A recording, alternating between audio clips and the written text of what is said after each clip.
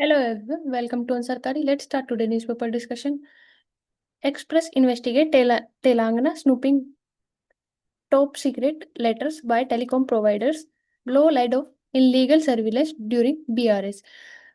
तेलंगाना के अंदर snooping case जिसमें इलीगल एलिगेशंस प्रोवाइड की गई थी कि इस तरह से इलीगल सर्विलेंस के साथ साथ फोन टैपिंग की जो प्रोसेस है वो किया गया, जिसकी वजह से इलेक्शंस के अंदर इफेक्ट देखने को मिला। साथ में पुलिस और इन्वेस्टिगेशन ऑफिसर्स जो भारतीय राष्ट्रीय समिति रिजीम है तेलंगाना के अंदर रूलिंग पार्टी के इलेक्शन के टाइम पर देखने के लिए मिला था। जब हम देखते हैं ऑफिसर्स जो इंक्लूड थे कि किस तरह से इंटेलिजेंस मशीनरी का और एंटी नेक्सस सर्विलेंस के थ्रू इलीगल स्नूपिंग के हंड्रेड ऑफ इंडिविजुअल्स और अपोजिशन लीडर्स, बिजनेसमैन, ब्यूरोक्रेट्स को इन्वॉल्व किया गया, जिसके साथ साथ स्पेशल इंटेलिजेंस ब्रांच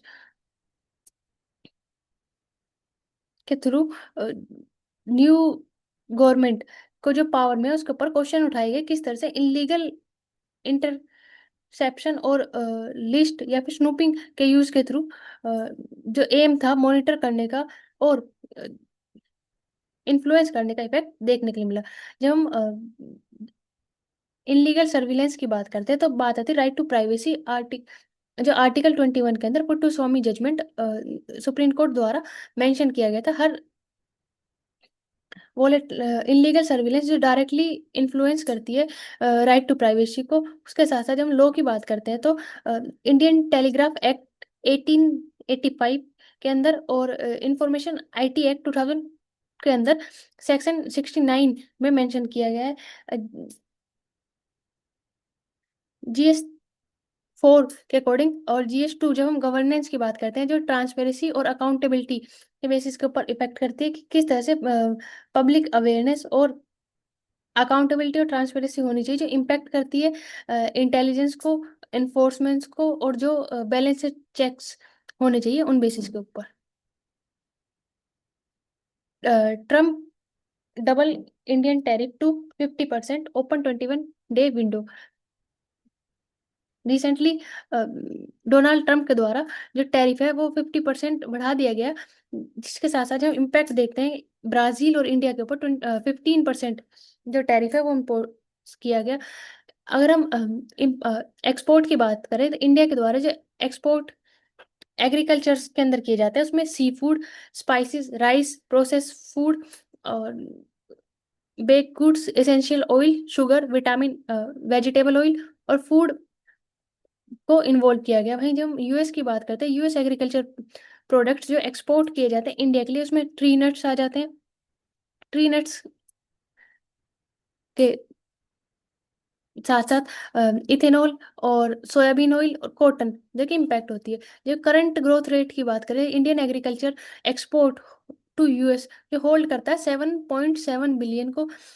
वहीं जब हम यूएस टू इंडिया की बात करते हैं वो 3.5 बिलियन 2025 के अंदर देखने के लिए मिली है। US export to India have been nuts, जिसमें आलमंड्स और पिस्ता को इन्वॉल्व किया गया है, जिसकी वैल्यू 1.1 बिलियन प्लस है 2024 के अकॉर्डिंग, जो 42.8% एनुअल ग्रोथ देखने को मिली लास्ट 6 मंथ्स के अंदर। वहीं जब हम सोयाबीन या इथेनॉल ऑयल और कॉटन की बात करते हैं जिनके ऊपर जीएम क्रॉप्स या फिर से रिलेटेड इश्यूज देखने के लिए मिलते हैं कि इंडिया जीएम क्रॉप्स को ओपन मार्केट प्रोवाइड नहीं करता। जब हम एग्रीकल्चर प्रोडक्ट्स की और इंडियन नेशनल एग्रीकल्चर राइट्स की बात करते हैं किस तरह से फार्मर्स के सिक्योरिटी के लिए, जिसमें डेयरी और एग्रीकल्चर प्रोडक्ट्स के अंदर देखने के लिए मिलता है। जब हम सी फूड की बात करते हैं, प्राइमरी श्रम्प्स जिनको जो टॉप आइटम्स है जो ओवरसीज देखे जाते हैं स्पाइसेस के बाद, ऑयल और बाकी प्रोडक्ट जो एक्सक्रीड करते हैं 200 मिलियन डॉलर्स को।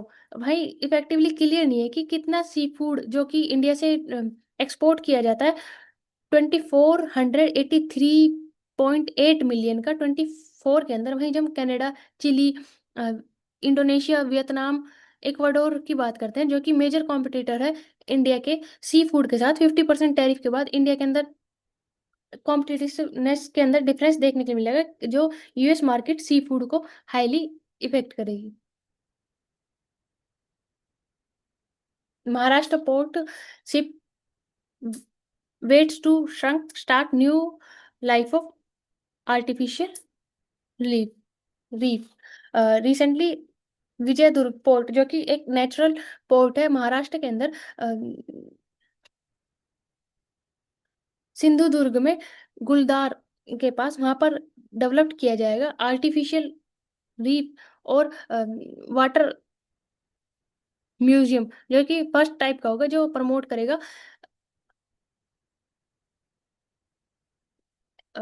बूस्ट करेगा टूरिज्म सेक्टर को, प्रमोट करेगा मैरीटाइम कंजर्वेशन को, और प्राइमरी जो हेरिटेज है नेवल हेरिटेज को प्रमोट किया जाए, क्रिएट करेगा जॉब अपॉर्चुनिटीज को, जॉब को, टूरिज्म को और इकोनॉमी को डेवलप करने में। अंडर वाटर म्यूजियम और जो आर्टिफिशियल रीफ सिस्टम है वो प्रमोट किया जाएगा प्रधानमंत्री स्कीम्स के द्वारा, ताकि जो समुद्र का इकोसिस्टम है उसको भी कनेक्ट किया जा सके टूरिज्म डेवलपमेंट कॉरपोरेशन के साथ। Online classes avoid age foot and mouth disease case surface. Recently Delhi के अंदर hand foot and mouth disease देखने के लिए मिली, जिसकी वजह से ऑनलाइन क्लासेस प्रोवाइड की गई, ताकि जो नो कांटेक्ट की सिचुएशन है उसको प्रमोट किया जा सके। उसके साथ साथ जो इंसिडेंट है मानसून के मौसम में देखने के लिए मिलते हैं, जो इफेक्ट करते हैं 3 to 7 years के चिल्ड्रंस को, कोर्स जो सिम्टम्स है उनमें फीवर, रैसेस, माउथ सोरो और डिस्कम्फर्ट जैसी कंडीशंस क्रिएट होती है। इसके लिए स्पेसिफिक मेजर्स लिए गए। हैंड फुट माउथ डिजीज जो ह्यूमंस के अंदर होती है, फुट माउथ डिजीज जो कि कैटल्स के अंदर देखने के लिए मिलती है। Weaving prosperity prestige traditional handloom day, national handloom day जो 7 अगस्त को मनाया जाता है, उस पर प्रमोट किया गया किस तरह से 73 लाख वेवर्स जो अलाइन करते हैं सेक्टर्स के साथ, जो मार्केट में एक्सेस करते हैं 2600+ एग्जीबिशंस को, जो 1700 करोड़ की सेल देखने को मिलती है, 2100 करोड़ की वर्थ है एक्सपोर्ट ऑफ हैंडलूम प्रोडक्ट्स के अंदर 20+ कंट्रीज में। स्पेसिफिकली वुमेन को 43% की इन्वॉल्वमेंट देखने को मिलती है। उसके साथ साथ जब हम नॉर्थ ईस्ट की बात करते हैं, जहाँ 53% हाउस होल्ड जो कि डिपेंड करते हैं हैंडलूम सेक्टर के ऊपर, 1.6 weavers over across 10 handloom cultures को एम्पावर करते हैं, इम्प्रूव करते हैं इंफ्रास्ट्रक्चर टूल्स को, स्पेसिफिक रिप्रेजेंटेशन देते हैं, रीजनल प्रोस्पेरिटी को बढ़ाते हैं। इसके साथ साथ जो जीआई टैग, आईपी के थ्रू और सेल्फ हेल्प ग्रुप के थ्रू इकोनॉमिकली एम्पावर करते हैं, स्किल्स को प्रमोट करते हैं, अप स्किल के साथ साथ डिफरेंट प्रोडक्ट्स को, लोगो, ब्रांड नेम और जीआई टैग 1990s के true prosperity unique identity heritage के प्रोवाइड किया जाता है। Organ transplantation donor after death blow mark, organ transplantation जो इंक्रीज हुआ 24 के अंदर, लेकिन जब हम देखते हैं कि डोनर आफ्टर डेथ के अंदर डिक्रीज देखने के लिए, कंटिन्यूसली डिक्रीज देखने के लिए, national organ organ and trust transplant organisation के थ्रू रिप्रेजेंट किया गया कि इस तरह से total transplants, liver donor transplant और डिक्रीज हुए डोनर जो कि ट्रांसप्लांट करते हैं, liver, kidney, heart, lungs, pancreas और स्मॉल बॉल्स जो कि डिक्रीजिंग डोनर्स की कैटेगरी में देखे जाते हैं।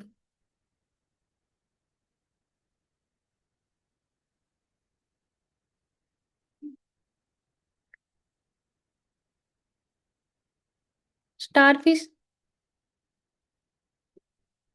रिसेंटली साइंटिस्ट के द्वारा एक बैक्टीरिया फाइंड किया गया जो रिस्पॉन्सिबल है large number of starfish death के लिए। जब स्टारफिश की बात करते हैं, स्टारफिश विब्रियो बैक्टीरिया जो कि कॉज करता है स्टारफिश डेथ के लिए। स्टारफिश जो कि ओशियन के इकोसिस्टम के लिए इंपॉर्टेंट है, जो इंक्लूड करती है मरीन इकोसिस्टम को, हेल्प करते हैं स्टेबल करने में फूड चेन को। स्टारफिश की डेथ की वजह से जो पॉपुलेशन है सी आर्चरीज की, वो स्टार्ट कर देती है ईट करना कैल्प्स को, जो कि सबसे बड़े कार्बन श्रिंक के रूप में काम करते हैं ओशियंस के अंदर, जिसकी वजह से उनकी जो क्वांटिटी है वो कंटिन्यूसली कम होती जा रही है। स्टारफिश जो ओशन के इकोसिस्टम को, फूड चेन को बैलेंस करने में हेल्प करती है। Rise of herbivorous herbicides. India की पेस्टिसाइड्स की बात करें तो मार्केट देखने की मिलती है किस तरह से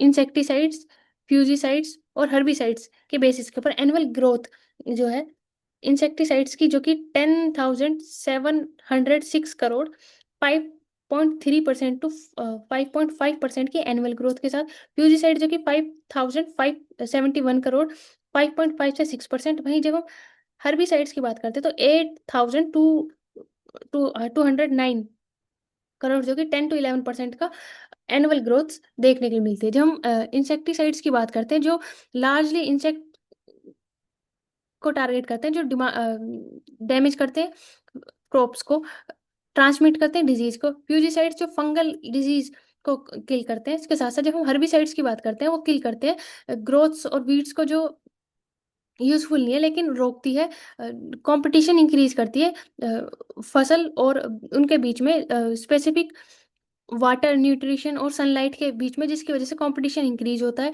यील्ड को जितना न्यूट्रिशन मिलना चाहिए या फिर जितनी डेवलपमेंट होनी चाहिए वो नहीं हो पाती। इसके लिए हर्बिसाइड्स का यूज किया जाता है। तो हर्बिसाइड्स की मार्केट की बात करते हैं तो मोस्टली इंडिया की डिपेंडेंसी देखी जाती है जर्मनी, यूएसए, चाइना और जापान रिलेटेड कंपनीज के ऊपर, जो कि जिससे परचेज किए जाते हैं, और हाई लेवल ऑफ डिपेंडेंसी देखने को मिलती है। वहीं 2023 के अंदर सीसीपीएल के द्वारा एक्वायर किया गया ग्रामोक्सोन को, जिसके थ्रू डिफरेंट सेक्टर्स पे ग्रो किया जाएगा इंडियन मार्केट को, ताकि सेगमेंट ग्रो किया जा सके 10%, 24 to 25 के अंदर सेल्स जो इंक्रीज देखने के लिए मिली। Market all over market evolve कर रहा है किस तरह से इंसेक्टिसाइड से फ्यूजिसाइड और फिजिकली ऑब्टेन एसिड्स हैं उनको प्रोवाइड किया जाए।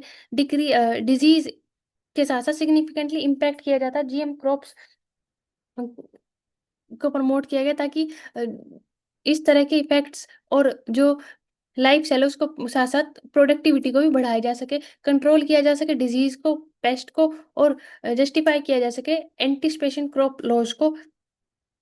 मोनोपोली का इफेक्ट देखने के लिए मिलता है मार्केट में यूएस बेस्ड फर्म और जापान बेस्ड फर्म के ऊपर, जो कि डिपेंडेंसी इंक्रीज होने की वजह से। Sylhet, why Sylhet spoken by millions of north east is not a Bangladeshi language. Recently issue देखा गया कि सिलहट जो कि असम के बराक रीजन में और बांग्लादेश के सिलहट वाले रीजन में देखने के लिए मिलती है, लेकिन डिफरेंसेस देखे जाते हैं कि किस तरह से सिलहट जो भाषा है उसमें डिफरेंस है। अगर हम असम यूनिवर्सिटी के वाइस चांसलर के द्वारा प्राइमरीली जो डिफरेंस डिफाइन किए गए कि सिलहट जो डायलेक्ट है और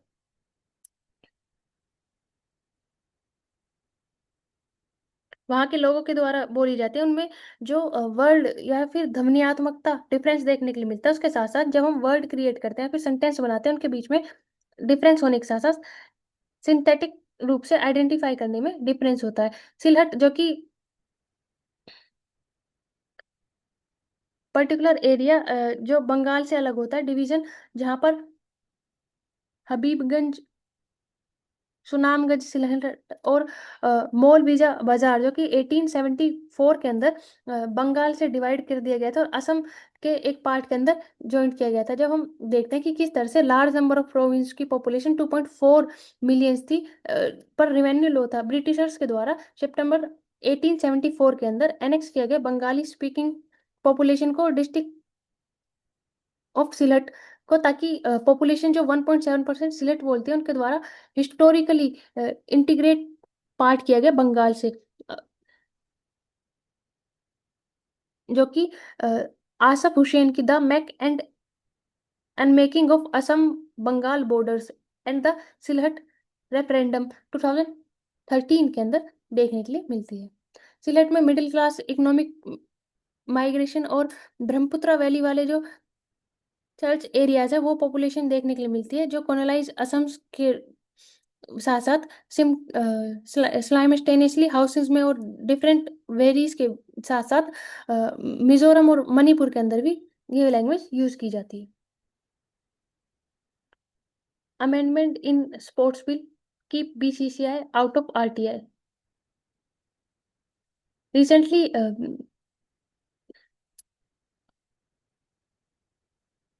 board of control of cricket in India will not be subject to provide provision of RTI Information Act after the government introduced amendment National Sports Governance Bill.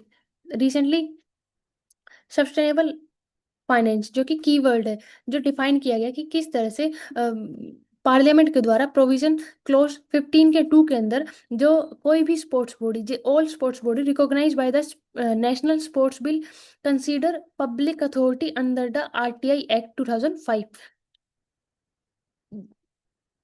Recognise sports authority as a public authority. इसके लिए वो authority sustainably finance की जानी चाहिए central government के द्वारा या फिर स्टेट गवर्नमेंट्स के द्वारा। Sports federation of India national sports federation under the RTI act जो रिसिस्ट करता है कि बीसीआई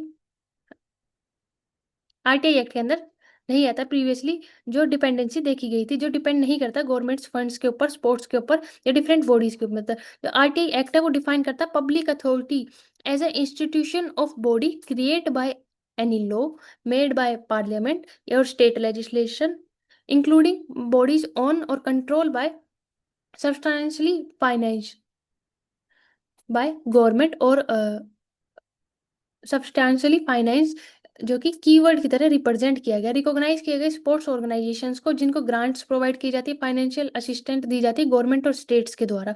2016 के अंदर सुप्रीम कोर्ट द्वारा आरएम लोधा कमेटी के द्वारा जो क्रिकेट रिफॉर्म्स के ऊपर रिकमेंड की गई थी कि बीसीसीआई को आरटीआई एक्ट के अंदर आना चाहिए। 16 लॉ कमीशंस के द्वारा जो अपनी 275 रिपोर्ट 2018 के अंदर सबमिट की गई, उसमें मेंशन किया गया कि रिकमेंड किया गया कि बीसीसीआई आरटीआई एक्ट के अंदर आना चाहिए। कमीशन के द्वारा अंडरलाइन किया गया बीसीसीआई जो मोनोपोलिस्टिक करेक्टर को रिप्रेजेंट करता है, नेचर जो पब्लिक नेचर है उसका फंक्शनिंग का और सब्सटेंशियल फाइनेंसिंग का, जैसे जो रिसीव करता है अप्रोप्रिएट गवर्नमेंट के थ्रू टैक्स या फिर एग्जेम्पशन ऑफ ग्रांट्स के होल्डिंग्स की फॉर्म में, तो उसे ट्रीट किया जाना चाहिए एज अ पब्लिक अथॉरिटी जो कि लीगल रिफॉर्म्स के थ्रू रिप्रेजेंट किया गया था। गवर्नमेंट के द्वारा रिफॉर्म्स को रिकमेंडेशन को एक्सेप्ट किया गया और डिफाइन किया गया कि किस तरह से बीसीसीआई को still come under the bill they have to form ethical commission athlete committee to implement safe sports policy.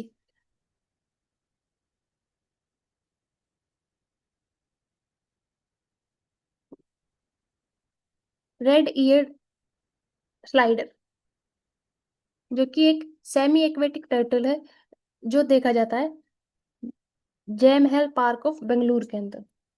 PT fact के पॉइंट ऑफ व्यू से देख सकते हैं। What is the potential of biochar? Biochar product किस तरह से generate किया जाता है, इफेक्टिव फ्यूल किस तरह से, कंस्ट्रक्शन और कैसे जब हम ग्रीन वॉशिंग की बात करते हैं उसके अंदर इंपॉर्टेंट रोल प्ले करता है, और एग्रीकल्चर सेक्टर के बेसिस के ऊपर इंपॉर्टेंस देख सकते हैं। इंडियन कार्बन मार्केट के द्वारा लॉन्च किया गया 2026 के लिए कि CO2 रिमूव करने के लिए टेक्नोलॉजी जो कि बायोचार एक्सपेक्ट करती है क्रूशियल रोल प्ले करेगी। बायोचार जो कि टाइप ऑफ चारकोल है रिच कार्बन का, प्रोड्यूस किया जाता है एग्रीकल्चर रेजिडुअल और ऑर्गेनिक म्युनिसिपल सॉलिड वेस्ट के थ्रू, जो सस्टेनेबल अल्टरनेटिव है वेस्ट मैनेजमेंट का कैप्चरिंग कार्बन के लिए। इंडिया जो जनरेट करता है 600 million metric ton of agriculture residue, जिसमें से 60 मिलियन टन मुंसी और पल सॉलिड वेस्ट को जो पॉल्यूशन करते हैं, और particular matter green house gases methane, nitrogen oxy nitrous oxide और CO2 इमिशन देखा पड़ता है। जब इंडिया की बात करते हैं तो इंडिया का नेट जीरो 2070 का टारगेट को पूरा करने के लिए इंपॉर्टेंट है। यूज किया जाएगा 30 to 50% सरप्लस वेस्ट के लिए, ताकि इंडिया प्रोड्यूस कर सके 15 to 26 million tonne of biochar, जो रिमूव करेगा 0.1 giga tonne of CO2 equivalent annually. इसके साथ साथ बायो प्रोडक्ट जो बायोचार का, वो सिन गैस और बायो ऑयल है, जो जनरेट करेंगे एडिशनल इलेक्ट्रिसिटी। सिन इलेक्ट्रिसिटी और फ्यूल, सिन गैस जो जनरेट करती है 8 to 13 TWh of power, equivalent है 0.5 to 0.7% ऑफ इंडिया की एनुअल इलेक्ट्रिसिटी जनरेशन का। भाई 0.7 to 0.4 to 7 million tonne of coal, जो कि पर ईयर रिप्लेस किया जाएगा। बायो ऑयल जो पोटेंशियल रखता है 12 to 19 मिलियन टन, या टोटल 8% ऑफ डीजल जो या फिर केरोसिन प्रोडक्ट एनुअली यूज किया जाता है। लीड करेगा लो कार्बन ऑयल इंपोर्ट को, जो रिड्यूस करेगा 2% of total fuel base emulsion को। जब हम बायोचार की बात करते हैं, जो श्रिंक कार्बन श्रिंक है, वो यूज किया जा सकता है एग्रीकल्चर में एज अ वाटर रिटेंशन के लिए, जहाँ सेमी ड्राई एरिया देखे जाते हैं, न्यूट्रिशन डिपेंडेंसी देखी जाती है। इसके साथ साथ 30 to 50% का जो नाइट्रस ऑक्साइड के अंदर इमल्शन देखा जाएगा। नाइट्रस ऑक्साइड जो जनरेट करती है ग्रीन हाउस गैस, और जिसके अंदर पोटेंशियल है 273 टाइम वार्निंग पोटेंशियल है CO2 से ज़्यादा, जो मिटिगेट कर सके क्रूशियल बेनिफिट ऑफ बायोचार के। इसके साथ साथ वाटर वेस्ट मैनेजमेंट के लिए भी बायोचार को यूज किया जा सकता है, जो लो कॉस्ट है और इफेक्टिवली पोटेंशियल रखता है रिड्यूस करने का पोल्यूशन को। इंडिया जनरेट करता है 17 billion tonne of water waste every day, जिसमें से 72% अनट्रीटेड छोड़ दिया जाता है। तो 1 किलोग्राम ऑफ बायोचार के through 200 to 500 litres additional substance के साथ वाटर वेस्ट को जो प्योर किया जा सकता है। डिमांड जो पोटेंशियल है वो 2.5 to 6.3 मिलियन टन तक का है। जब देखते हैं कि किस तरह से बायोचार एप्लीकेशन यूजेबल तो है, लेकिन absence of certain credit systems, जब हम ग्रीन क्रेडिट या फिर कार्बन क्रेडिट की बात करते हैं, जो मार्केट में एक्सेसिबल होते हैं, उनकी पहुंच ना होनी, फीड स्टॉक मार्केट को उनके अंदर इन्वॉल्व ना होने की वजह से, कार्बन अकाउंटिंग मेथड्स की वजह से, या फिर रिसोर्स इवॉल्विंग टेक्नोलॉजी ना होने की वजह से, मार्केट अनसर्टेनिटी इन्फ्लुएंस पॉलिसी और वायबल बिजनेस मॉडल्स के अंदर लार्ज स्केल अडोप्शन की जरूरत है, ताकि बायोचार को यूज किया जा सके रिसर्च एंड डेवलपमेंट के साथ एग्री केमिकल क्लाइमेटिकल जोन्स में, ताकि क्रॉप को डाइवर्सिफिकेशन और सोइल इरोजन को रोका जा सके। क्रेडिट कार्बन के साथ इंक्रीज किया जा सके फार्मर्स की, इन्वेस्टर्स की, और एडिशनली जनरेट की जा सके इनकम्स, जो कि 5.2 लाख रूरल जॉब्स को क्रिएट करेगा, लिंक करेगा क्लाइमेट चेंज के साथ साथ इकोनॉमिकली डेवलपमेंट को।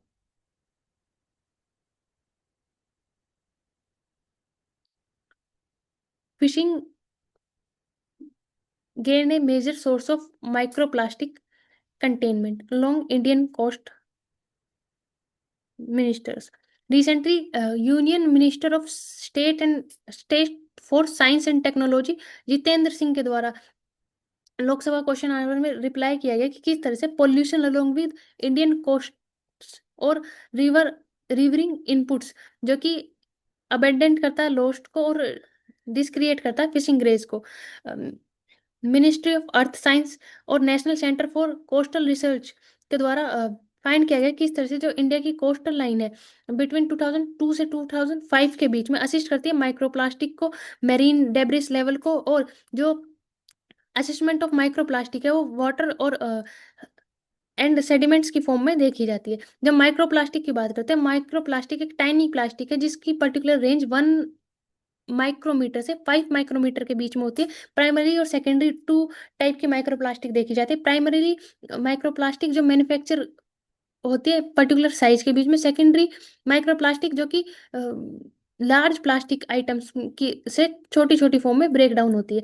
जब हम वेस्ट कोस्ट की बात करते हैं, जहाँ 19 ट्रांसेक्ट्स सर्वे फ्रॉम पोरबंदर गुजरात टू कन्याकुमारी तमिलनाडु के अंदर देखे जाते हैं। वही ईस्ट कोस्ट के अंदर 25 देखे जाते हैं, जो सिंपली पूरी उड़ीसा से लेकर तूतीकोरम तमिलनाडु के अंदर इंडिकेट करता है कि predominance source of microplastic pollution are river lines Rhines inputs और अबंडेंट लॉस होता है, जिसकी वजह से एंड डिस्क्रेडिट पीस ग्रेसिस।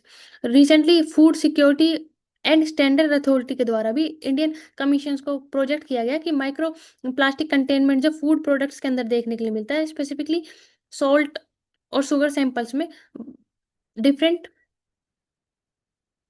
कंपनीज के उनमें देखने के लिए मिला था। आरबीआई की पावर ड्राई। रिसेंटली आरबीआई की पावर ड्राइव ग्रोथ रोबस्ट और प्रोजेक्ट करने के लिए, जो कि अनसर्टेन है टैरिफ की वजह से या फिर जियो पॉलिटिकल ऑर्डर की वजह से देखने को मिलता है, एस्टिमेट की गई थी 6.5% की। और पॉलिसी के अकॉर्डिंग जो रेपो रेट है उसको 5.50% रखा गया ताकि ट्रांसमिट किया जा सके फर्दर डिफरेंट रेट कट्स के ऊपर मार्केट क्रेडिटेबिलिटी के अकॉर्डिंग, इकोनॉमी के अकॉर्डिंग, ताकि मॉनेटरी पॉलिसी कमेटी के द्वारा जो डिफरेंट रेपो रेट है उसको अनचेंज, जो रिसेंट रेपो रेट है उसको अनचेंज रखा गया। जब हम कंट्रीब्यूशन की बात करते हैं तो 18% जो ग्लोबली कंट्रीब्यूट करता है इंडिया, जो कि ज़्यादा है यूएसए से। जब हम यूएसए के कंट्रीब्यूशन की बात करते हैं तो 11% से भी कम यूएसए कंट्रीब्यूट करता है ग्लोबल ग्रोथ में।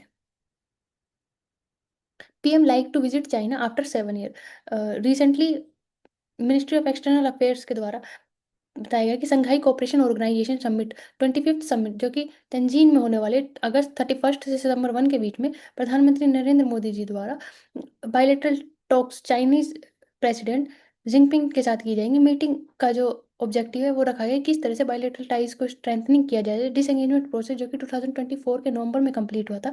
मीटिंग कजाक जो रशिया में ब्रिक्स समिट के पॉइंट पर देखा गया था किस तरह से रिपेयर किया जाए टाइज को, रिज्यूम किया गया उसके लिए मानसरोवर यात्रा को, डिफरेंट प्रोसेस को।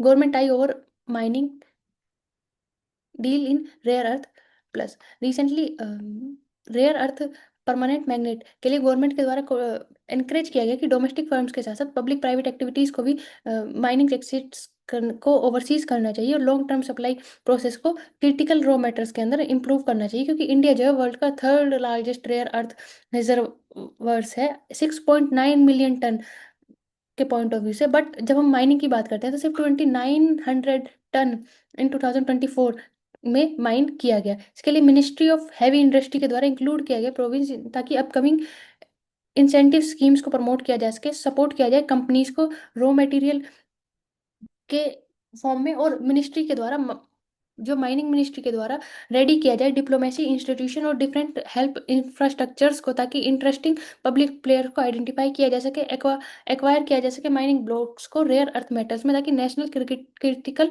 माइनर मिनरल मिशंस का जो ऑब्जेक्टिव है उसको पूरा किया जा सके। टू प्रोपोगेंडा अप्रोच जो लोकल मैन्युफैक्चरिंग के साथ साथ फैसिलिटेट करेगी सीज रिसोर्स को एक्सेस करेगी, एम करेगी इंस्टीट्यूट करने में मैग्नेट वैल्यूज के साथ साथ ऑब्जेक्टिव सप्लाई चेन को, जो डिपेंडेंसी चाइना के ऊपर देखी जाती है, अकाउंट करते हैं 84%।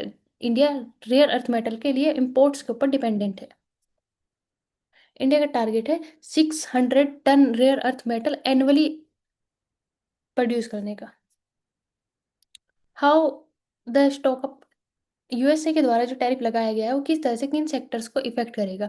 जब इंपोर्ट और एक्सपोर्ट के पॉइंट ऑफ व्यू से, जो एक्सपोर्ट टैरिफ है इंडिया के ऊपर सर्म्स, chemical, carpet, textile, diamond gold products और माइनिंग मैकेनिकल मिनरल्स के साथ साथ डिफरेंट जो व्हीकल पार्ट्स हैं उनको जो टैरिफ है वो हाईएस्टली इफेक्ट करेगा इंडिया के अंदर। Credit policy clear the air 25 BS cuts possible के साथ साथ रिसेंटली आरबीआई के द्वारा, आरबीआई मॉनेटरी पॉलिसी कमेटी के द्वारा रेपो रेट को 5.50% ही रखा गया। जब ग्रोथ रेट की बात की जाए तो 6.2 से 6.5% फिजिकल ईयर 26 के लिए एस्टिमेट की गई है। मार्केट के देखते हुए और एक्सटर्नल सिग्नल्स के साथ साथ जो फेड कटिंग रेट है उसमें वेयरिंग आरबीआई डिसीजन देखा गया फेडरल रिजर्व के द्वारा क्वाइट डिफरेंट जो लो रेट की टैरिफ डिफरेंसेस के साथ साथ करंट सिचुएशन के साथ, जब हम जियो पॉलिटिकल टेंशंस और फ्यूल और नॉन फ्यूल इन्फ्लेशन, सीपीआई और हेडलाइन इंडेक्स के पॉइंट ऑफ व्यू से इन्फ्लेशन को कर्व करने के लिए फैक्ट लिए गए। Thank you for watching, like and subscribe to अनसरकारी।